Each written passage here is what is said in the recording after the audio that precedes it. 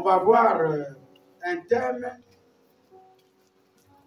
un deuxième thème particulier, qui n'est autre que le bonheur d'avoir le Saint-Esprit. Autrement dit, le bonheur d'être né du Saint-Esprit. Alléluia. Alléluia. Amen. Moi, quand je dirige un culte, il faudrait que ça soit un culte chaud. Parce que mon Dieu est vivant. Alléluia. C'est que nous sommes aussi vivants. Nous allons ouvrir nos Bibles dans Jean 14, versets 16 à 18. Le bonheur d'avoir le Saint-Esprit. Car c'est lui-là même qui nous dirige, qui nous oriente, qui nous montre la gloire de Dieu, le Saint-Esprit. Sans lui, nous ne sommes rien. Et moi, je prierai le Père, et il vous donnera un esprit consolateur, afin qu'il demeure éternellement avec vous. L'esprit de vérité que le monde ne peut recevoir, parce qu'il ne le voit point. Et il ne le connaît point. Mais vous le connaissez, car il demeure avec vous, et il sera en vous. Je ne vous laisserai pas orphelins. Je viendrai à vous. Je viendrai à vous. Amen. On a chanté, quoi. On est fatigué. Lui, on ne se fatigue pas. Quand on se fatigue, lui aussi va se fatiguer. Il dit que, là c'est Jésus-Christ, qui dit ici qu'il ne doit pas nous laisser orphelins. Il va nous envoyer un consolateur, qui n'est autre que le Saint-Esprit. C'est pour nous dire ici que le bonheur d'avoir le Saint-Esprit, c'est être enfant de Dieu. Parce que c'est une relation entre Dieu et nous. Le canal, c'est le Saint-Esprit. Parce qu'il dit le Saint-Esprit demeure en nous éternellement. Donc on ne peut pas l'enlever. Jusqu'à la mort de la chair, jusqu'à la résurrection, le Saint-Esprit est en nous. Donc soyez heureux quand tu as le Saint-Esprit. Vous savez, les animaux ont le Saint-Esprit. Les animaux ont le Saint-Esprit. Mais voilà la différence que nous avons entre l'animal et nous. Nous avons le Saint-Esprit. Nous sommes enfants de Dieu. La preuve en est que quand tu es né de nouveau, tu as le Saint-Esprit. Avant, quand tu avais l'Esprit en toi, mais tu n'avais pas le Saint-Esprit. Puisque tu as aussi l'Esprit étranger qui est en toi, qui demeure en toi. Mais quand tu connais le Seigneur, il nous injecte ce Saint-Esprit qui demeure éternellement en nous. Nous devrons nous exprimer qu'à travers le Saint-Esprit. C'est pourquoi nous, étant enfants de Dieu, avant d'entreprendre quelque chose que ce soit, on demande la volonté de Dieu. On demande l'appui du Saint-Esprit. Et nous allons voir dans Romains 8, 14 à 16.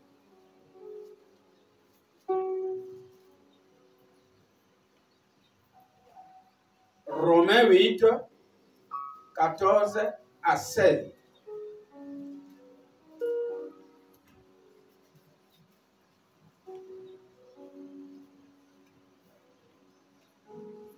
Qui est à la page?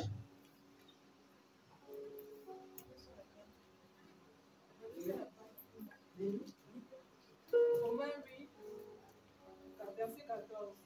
Car tous ceux qui sont conduits par l'Esprit de Dieu sont fils de Dieu. Et vous n'avez point reçu un esprit de servitude pour être encore dans la crainte, mais vous avez reçu un esprit d'adoption, par lequel nous crions Abba Père. Verset 16. L'Esprit lui-même rend témoignage à notre esprit que nous sommes enfants de Dieu. Amen. Voilà la différence que nous avons avec les autres. La différence, c'est quoi? Nous avons l'Esprit de Dieu. Avec le païen, nous avons une grande différence parce qu'on n'a pas d'esprit de servitude. Servitude veut dire d'esclavage. Non. Nous ne sommes pas esclaves du monde. Nous sommes les enfants de Dieu. C'est pourquoi ici, Nous avons l'assurance d'être des enfants de Dieu. La liberté d'adresser à Dieu par la prière. Alléluia. Nous sommes libres. Dieu nous connaît. Il ne nous connaît pas par hasard. C'est par l'esprit que tu as. Par l'esprit que tu as. Et l'esprit là te défend de beaucoup de choses. Je vais faire un témoignage toujours. Il y a une sœur qui est partie rendre visite à son père. La sœur là est chrétienne. Elle arrive chez son père. Le père était sorcier. Elle arrive chez son père. Comme d'habitude, elle pose ses bagages. Papa l'accueille bien. Elle s'installe le soir, elle s'installe. Ça bavarde, ça bavarde, ça bavarde, ça bavarde. Il dit, ma fille, voilà ta chambre. Le père lui donne la chambre. L'enfant s'installe. Quand l'enfant s'installe la nuit, avant de dormir, étant bonne chrétienne, elle remet son sommeil entre les mains de Dieu. Et quand elle remet le sommeil entre les mains de Dieu, la fille s'allonge, elle dort. Le papa dans le vampire vient voir la fille pour vouloir la faire du mal. Quand le père arrive, le père voit une réglette sur le lit. Là où est couchée sa fille, c'est une réglette. Le papa dit, ma fille a dormi. Mais je ne vois qu'une ampoule allumée sur son lit. Elle est où? Il tourne, il ne trouve pas. Il ne trouve pas la fille. Le matin, il fait jour. La fille se lève. Va, papa, bonjour, bonjour, tu as bien dormi? Oui, oui, la fille fait la nourriture, tout et tout et tout et tout. Il mange. Elle va encore dormir le deuxième jour. Le père arrive, c'est le même scénario. Non, elle ne comprend pas. Pourtant, c'est ma fille, mais quand j'arrive au lit, c'est une réglée. Ça, je dis quoi ça? Le troisième jour, elle dit à sa fille, maman, ramasse tes bagages. Il dit, papa, qu'est-ce que je fais? Il dit, non, ramasse tes bagages. Le voyage est terminé. Tu ne restes plus chez moi, tu dois partir. Tu es une sorcière. Tu es venu me maudire. Tu es venu me bloquer tout ce que je voulais faire. Il dit, papa, tu voulais faire quoi? Il dit, non, sans te cacher, quand j'arrive dans ta chambre, tu dors où? La fille dit, mais je suis au lit. Il dit, non, tu n'es pas au lit.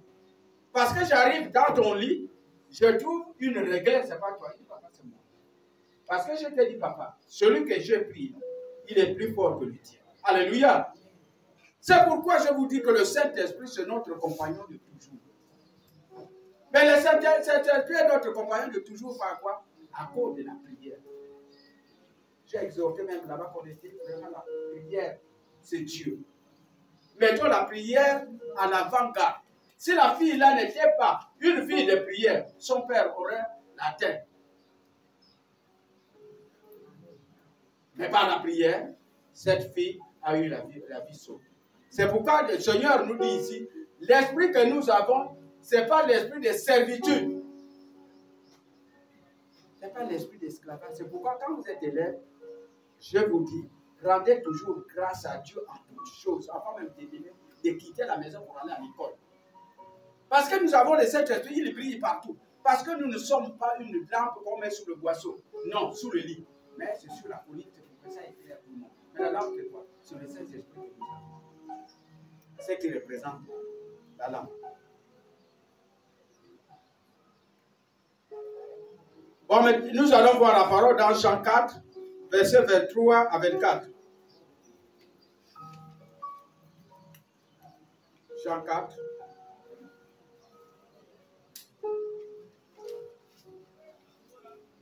Jean 4.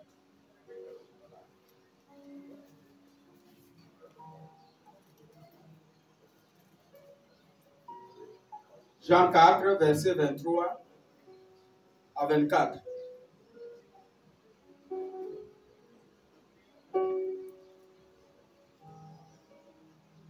Je vais lire. Mais l'heure vient, et elle est déjà venue, où les vrais adorateurs adorent le Père en esprit et en vérité. Car ce sont là les adorateurs que le Père demande. Dieu est esprit, et il faut que ceux qui l'adorent, l'adorent en esprit et en vérité.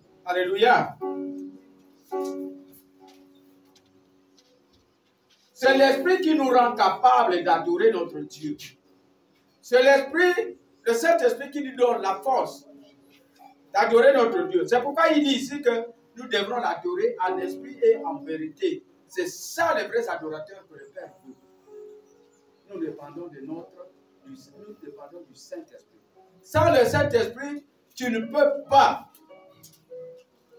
parler avec Dieu. Tu es même méconnu de Dieu. Tu n'as pas le Saint-Esprit. Tu n'es pas enfant de Dieu.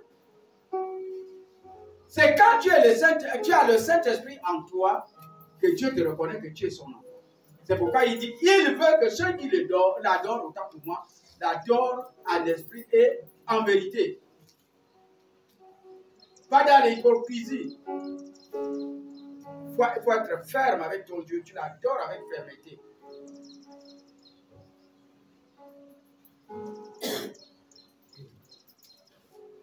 Jean 16, verset 13. Jean 16, verset 13.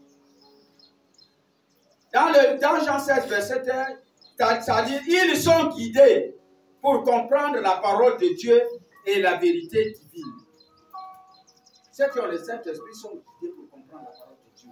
C'est pourquoi on dit souvent, quand tu veux faire, tu veux dire la parole, tu veux méditer une parole, prie d'abord pour que le Saint-Esprit puisse l'éclairer pour qu'elle la comprenne. Parce que tu n'es pas vraiment connecté avec ton Esprit Saint. Tu peux dire la parole de Dieu, c'est comme si tu lisais un journal. Tu ne dois rien comprendre. Tu ne dois rien comprendre.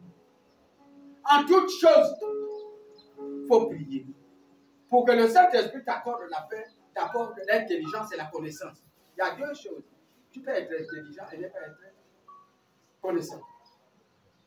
Donc Dieu te donne les deux choses à la fois, l'intelligence et la connaissance. Parce que de fois ici, il y a ceux qui ont le don de la connaissance. Connaître la parole de Dieu. Mais ça ne vient pas au pif.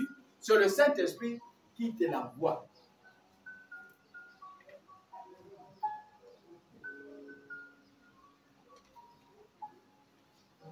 Nous allons lire Galates 22.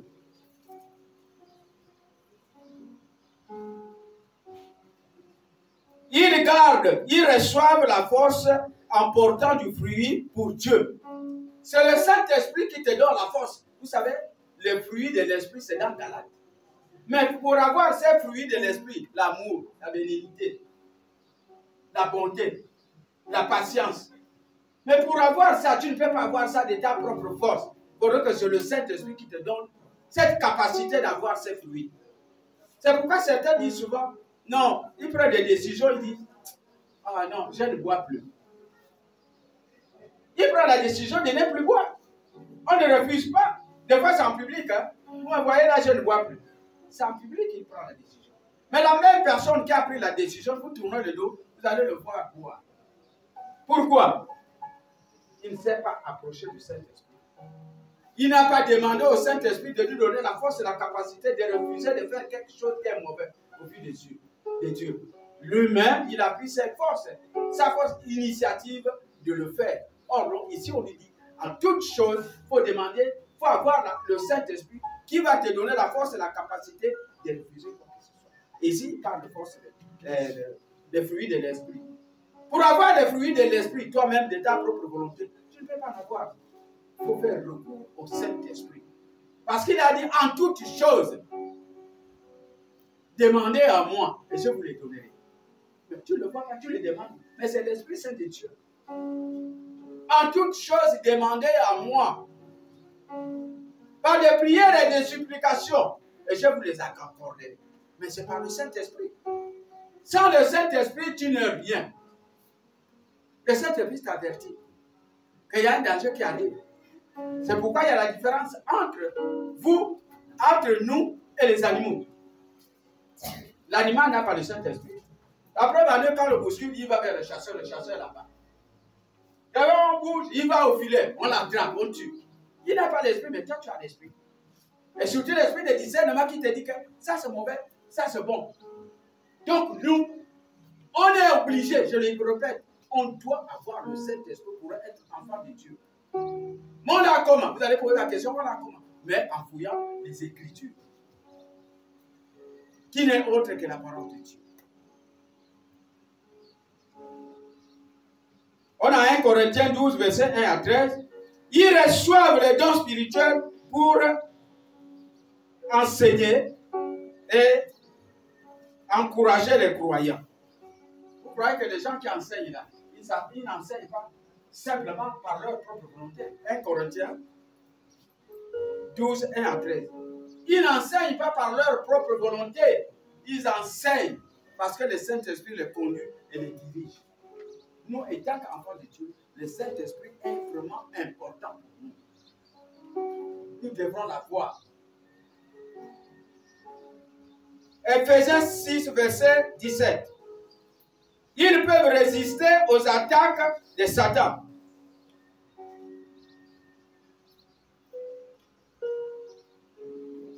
En remaniant l'épée de l'esprit, c'est-à-dire la parole de Dieu. Les attaques de Satan. On résiste, pas par ta propre volonté, mais c'est le Saint-Esprit qui te dit de résister en quoi? En méditant la parole de Dieu. La parole de Dieu va te donner les étapes, les versets, comment il faut lutter contre les attaques de Satan. Ce n'est pas de ta propre force, non, tu ne peux pas. De ta propre force, tu ne peux pas. Sans l'aide du Saint-Esprit, tu n'es rien. Même le travail que tu es chrétien. Tu vas voir que quand tu abandonnes Dieu, même au service que tu es, que tu travailles autant pour moi, tu auras des problèmes parce que Dieu n'est plus avec toi. Tu as laissé le Saint-Esprit. Tu t'es vagué à d'autres occupations. C'est très important d'avoir le Saint-Esprit. C'est notre guide. C'est celui-là qui nous oriente. C'est comme une boussole de ta vie.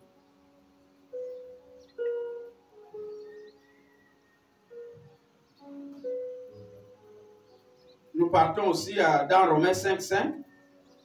Ils réjouissent de l'amour de Dieu qui a été versé dans leur cœur à travers l'épreuve. Alléluia.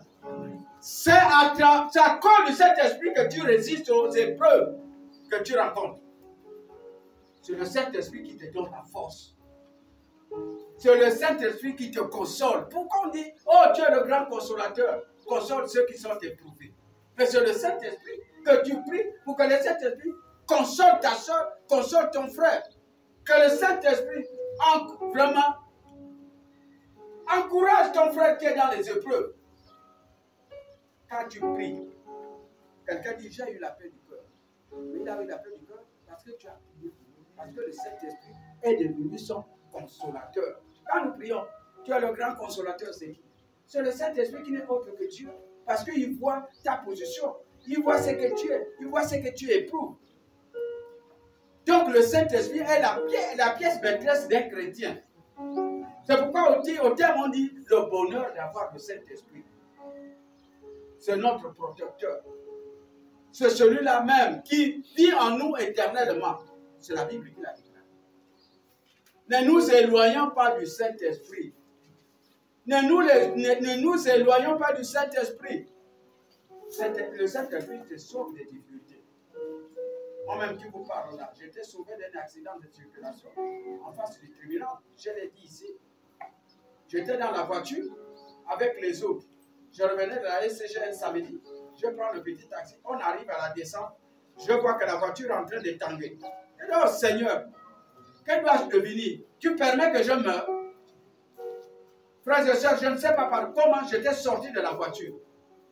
Et quand je sors de la voiture, j'étais sur le tremplin debout. Et c'est moi maintenant qui assistais comment la voiture faisait le petit taxi, faisait le tour. J'étais debout, la portière était ouverte. Je ne sais comment. Et là, maman était à une invitation de mariage quelque part. Debout. La voiture faisait le tour jusqu'à l'entrée du tribunal. J'étais debout. Maintenant, les sapeurs-pompiers là-haut avaient vu l'accident, ils venaient au secours.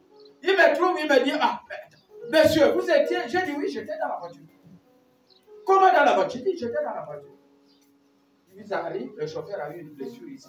L'autre passager qui était à ma droite a eu une fracture de cage. Il dit, on ne vous laisse pas comme ça, on s'embarque à Mission. Quand on arrive à Mission, il dit, Major, tu étais avec nous. Tu revenais, j'étais revenu de la SCG, en plein jour. Il dit, non, le chauffeur dit, oui, il était avec nous. Je n'ai eu qu'une petite égratignure, quand vous allez voir. une petite cicatrice sur la tête parce que j'ai collé la tête à la portière. C'est quoi? C'est le Saint-Esprit qui m'a collé. Parce qu'elle n'était pas contente. Alléluia. Amen. Donc c'est pourquoi, frères et sœurs, accolons-nous au Saint-Esprit. Il te lave, même il te nettoie, il t'enlève même les impurités. Et celui qui te donne même la force de chanter, de louer l'Éternel. C'est le Saint-Esprit. Ne l'attristons pas. Quelqu'un ne manque pas à tomber, mais quand tu tombes, tu te relèves. Alléluia. Amen. Quand tu tombes, tu te relèves. Il ne faut pas tomber pour toujours. Tu te relèves. C'est ce qu'on appelle le parcours d'un combattant chrétien. Parce que quand tu tombes, c'est l'enseignement qu'on te donne. Et tu te relèves. On va dire, je suis tombé, je reste pour moi à la maison. Non, tu te relèves. C'est une épreuve. Dieu veut te montrer quelque chose à travers ça. Alléluia. Amen. Voilà l'importance du Saint-Esprit, frères et sœurs. Et l'amour, il fait réussir certains. L'amour, tu en joie. C'est pas, vous allez voir les gens, des fois j'ai remarqué, quand il prie, il est content. Mais ce n'est pas de sa faute. Il a quelque chose en lui qui lui dit de rester content.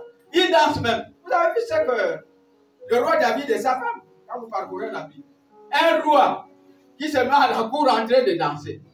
Et sa femme à la fenêtre observe régulièrement celui-là. Hé, roi, tu vas danser. Il m'a dit, tu ne sais pas pourquoi je danse. Il dit, tu ne sais pas pourquoi je danse. Je danse pour celui-là qui m'a créé. C'est quoi? C'est le Saint-Esprit qui était en lui. Il était en effervescence. Même les chantes là. Il y a des moments où elles chantent, tu vas croire qu'ils chantent. Ils sont fous, ils ne sont pas fous. Ils sont inondés de la joie. C'est ce que le Saint-Esprit nous ordonne. Soyons toujours joyeux. En toutes circonstances, Dieu nous a préparé à ça. Dieu nous a appelés à ça. Et on continue enfin le dernier passage, Apocalypse 22, 17.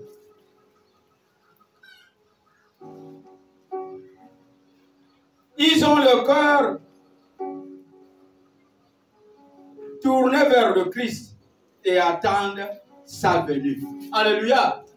Ceux qui ont le Saint-Esprit ont le cœur tourné vers le Christ et attendent sa venue. Je vais ouvrir une parenthèse. Il y a beaucoup aujourd'hui qui ne prêchent pas l'arrivée de Jésus. Il y a beaucoup dans des églises. C'est la prospérité. C'est le bien-être. C'est ce qu'ils prêchent aujourd'hui. La guérison, leur prédication se base sur ça, surtout la prospérité. Amenez, mais ils n'ont jamais, rare ceux qui prêchent la venue de Jésus-Christ.